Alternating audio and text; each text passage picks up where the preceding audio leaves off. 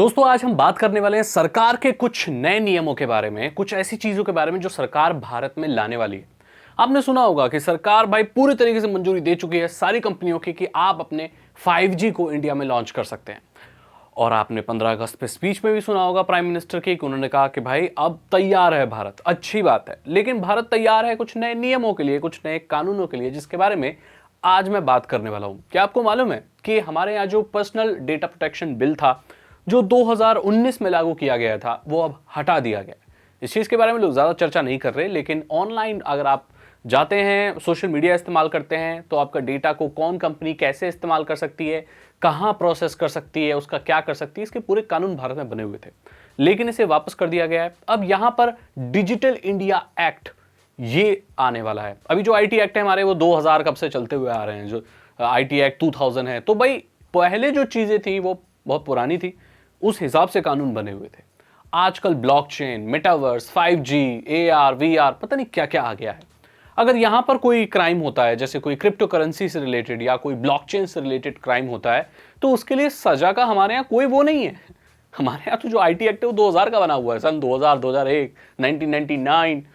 तो भाई तब तो ये चीजें थी नहीं। तो इससे रिलेटेड अगर कोई क्राइम होगा या कुछ चीजें होंगी तो उसके ऊपर क्या सजा सुनाई जाएगी। और हमारे यहाँ जो डेटा है, पर्सनल डेटा, इसके लिए कोई सख्त कानून है नहीं। तो इसलिए कानून में बदलाव आके अब शायद विंटर्स में, मतलब जब अब सर्दियां आएंगी, तब ये डिजिटल इंडिया एक्ट इंट्रोड्यूस कराया जाएगा। इसकी क्या खास बात होगी? इसकी खास बात ये होगी कि जितनी भी मॉडर्न टेक्नोलॉजी है अभी, उन सब से रिलेटेड जो क्राइम होते हैं उनके ऊपर सजाएं होंगी, पनिशमेंट होंगी। बच्चों को और महिलाओं को ऑनलाइन प्रोटेक्ट करने के लिए बहुत ध्यान में रखा जाएगा। इसमें ऐसे प्रावधान होंगे कि भाई अगर आपको कोई ऑनलाइन बुली करता है, मतलब मैं आपको बता रहा हूं कि भारत सबसे टॉप नंबर पर है जब बात आती है ऑनलाइन बुलीज की। मतलब यहां पर लोग एक दूसरे को ऑनलाइन में, बच्चे हो गए या टीनेजर्स हो गए, वो बुली करते हैं, उनको सताते हैं, उनके ऊपर रौब जमाते हैं, धौंस जमाते हैं, उन्हें हैरेस करते हैं। सो ये सारी चीजें जो है ना वो बहुत ज्यादा है इंडिया में, लेकिन हमारे पास इसके रिलेटेड कोई कानून है नहीं। तो ये तो सही बात है, अच्छी बात है, नए कानून आएंगे जिसमें ओटीटी प्लेटफॉर्म भी शामिल होंगे। ट्विटर, फेसबुक, व्हाट्सएप, सारे ओटीटीज, ये सभी इसी कानून के अंतर्गत में आएंगे। और वो कोई छोटी से छोटी अगर कोई चीज करता है, कोई क्राइम करता है, तो उसको उसके हिसाब से सजा मिलेगी भारत में। ये होने वाला है। चलो ये तो साइड रखते हैं।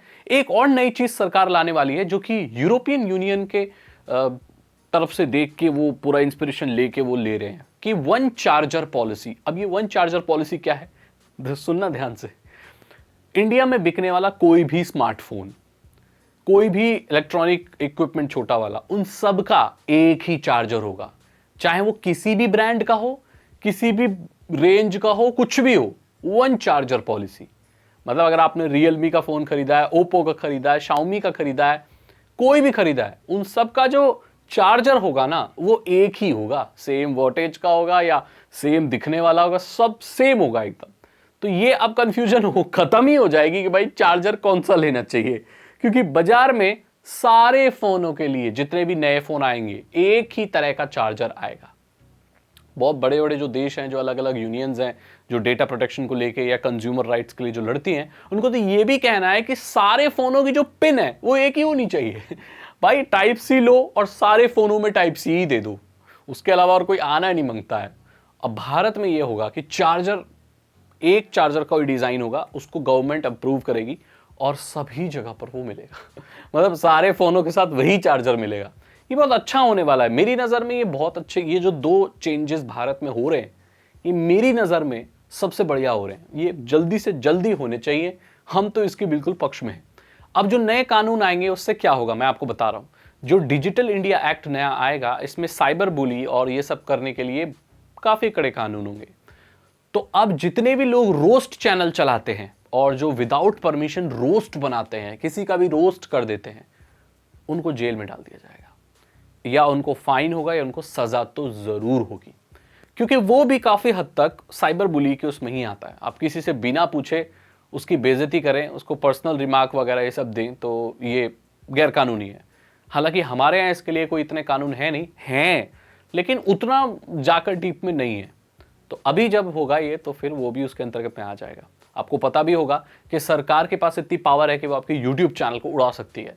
ये चीज सामने आई है अभी, जब सरकार ने करीब 7 या कितने जो यूट्यूब चैनल है उन्हें डिलीट करवा दिया, क्योंकि वो भारत के अगेंस्ट बोलते थे, वो ऐसी चीज़ें बोलते थे जो सही नहीं थी। वो news reporter, Indian news reporter की इमेजेस लगाकर, फेक थंबनेल बनाकर ऐसी सेंसेशनल और फालतू न्यूज़ चलाते हैं जो रियल नहीं थी, फेक न्यूज़ थी, यूट्यूब पे चलाते थे।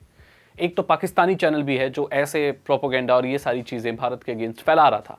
तो भारत सरकार के निर्देश अनुसार उनको ब्लॉक कर दिया गया है, मतलब कि वो भारत में नहीं चलेंगे। बाकी सारी कंट्री में चलेंगे तो चलेंगे, लेकिन भारत में नहीं चलेंगे, क्योंकि उसे देखकर यार फालतू लोगों को गुस्सा आएगा, और वो सही न्यूज़ है भी नहीं, वो सारी फेक न्यूज़ है। सो ये चीज़ें चल रही हैं। तो सरकार, हो सकता है आप आगे जब डिजिटल इंडिया एक्ट आ जाएगा तो आपके चैनल को भी ब्लॉक कर सकती है और आपको जेल में भी डाल सकती है, अगर आप किसी को हानि पहुंचाते हो, किसी को हैरेस करते हो, ऐसा करते हो। आशा करता हूं आपको ये पूरी जानकारी मिल गई होगी। अगर आपको ये वीडियो अच्छी लगी तो इसे लाइक करें, अपने दोस्तों के साथ शेयर करें। साइबर सिक्योरिटी और इथिकल हैकिंग में इंटरेस्ट है तो डिस्क्रिप्शन चेक करें। 299 रुपीज के 3 इथिकल हैकिंग कोर्सेज हैं, आसान भाषा में आपको इथिकल हैकिंग सिखा देंगे। मैं मिलता हूं आपसे अगली वीडियो में। Thank you so much and good bye.